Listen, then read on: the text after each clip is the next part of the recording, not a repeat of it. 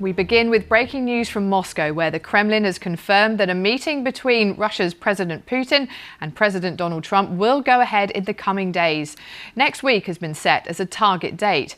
The venue has been agreed upon and will be announced soon.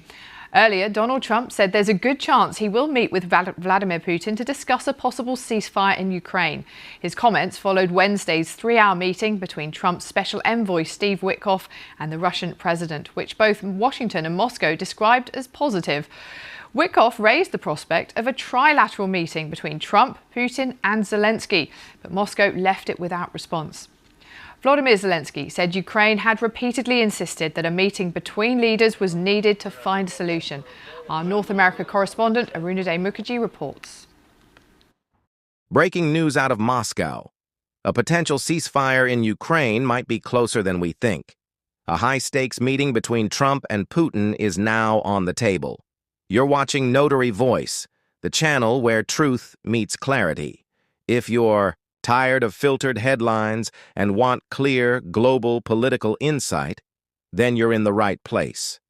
There's a very good chance that we could be ending the end of that road. That road was long and continues to be long, but there's a good chance that there will be a meeting very soon.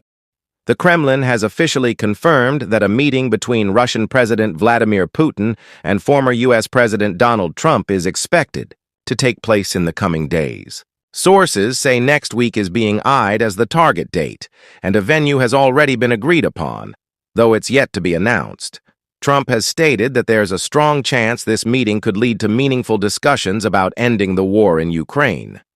His remarks came after his envoy, Steve Witkoff, met with President Putin in Moscow in a three-hour session that both sides called positive.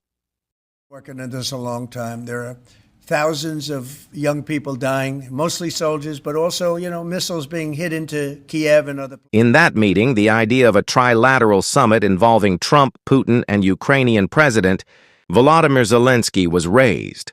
However, Moscow has yet to formally respond to this proposal. President Zelensky has emphasized repeatedly that face-to-face talks between the key leaders are necessary to reach a viable solution. With thousands dead and Ukraine's cities still under constant missile fire, Trump is now trying to position himself as the peacemaker on the world stage. Well, with me is Vitaly Shevchenko, Russian editor at BBC Monitoring. So the signs all look like this meeting is going to go ahead very soon. Then how significant will that be for President Trump to sit down with President Putin? Well, it's significant in the sense that they haven't sat down and discussed this full-scale invasion before. But we have to remember that this is what Vladimir Putin really wants. Without making any concessions or promises, he has secured a meeting with Donald Trump, apparently. That would make him look like he's equal to the world's movers and shakers. He is back on the global political arena.